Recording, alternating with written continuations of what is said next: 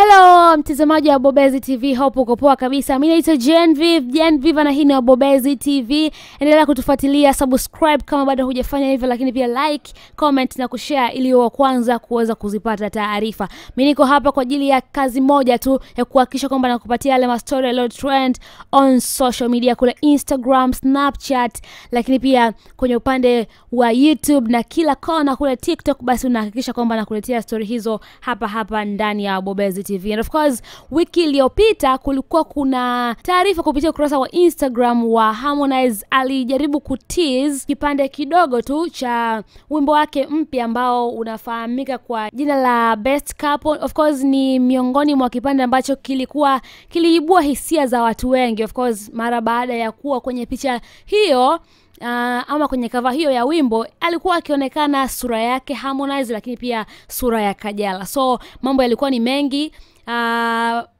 kufuatia hiyo picha. Watu wakasema kwamba je, watu hawa wamerudiana ama imekuaje? Sababu imekuwa pia ni miongoni mwa penzi ambalo kwa sasa hivi ni penzi ambalo linasumbua sana watu, penzi ambalo halieleweki, linaacha watu ama mashabiki wao njia panda, kwa sababu hawaelewi kwamba wawili wao wako pamoja ama hawako pamoja. Sasa mara baada ya Harmonize kuweza kutease kipande hicho na kuonesha picha ya Kajala pamoja na picha yake yeye Harmonize kwenye huo wimbo ulioandikwa wenye heading ya Best Couple ama unafahamika kwa jina la Best Couple, wiki iliyopita, mwishoni mwa wiki iliyopita ndio Harmonize aliweza kufanya hivyo. Sasa leo Harmonize ameweza kutufahamisha kwamba hiyo ni project ambayo inakuja, ni wimbo ambao unakuja akiwa amemshirikisha msanii kutokea pande za Nigeria, Rude Boy. Kama tunafahamu, huyu ni miongoni mwa wasanii kutokea Nigeria ambao walikuwa wakilitengeneza lile kundi la P Square ambapo walikuwa unapita pamoja na Paul. Sasa huyu Rude Boy ndo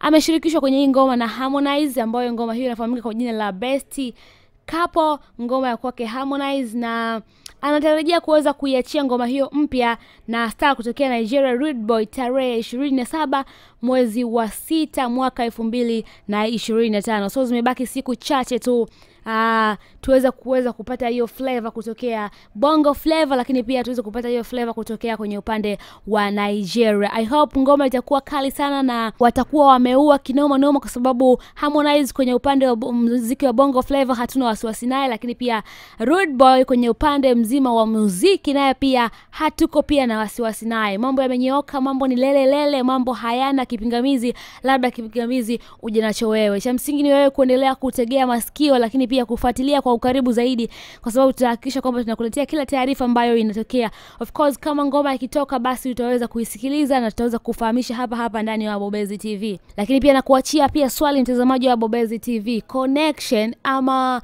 collab hii ya Harmonize pamoja na Rude Boy, unadhani ama unahisi nani atamfunika mwenzie kwenye collab hii kati ya Niger pamoja na Tanzania, kwa maana ya Harmonize featuring Rude Boy kutokea pande za Nigeria? Unampa nani maxi 100 kwenye hii collaboration ambayo imetokea hapa? Mimi naitwa Genevieve, subscribe kama bado hujafanya hivyo, lakini pia like, comment na kushare ili wa kwanza kuweza kuzipata taarifa.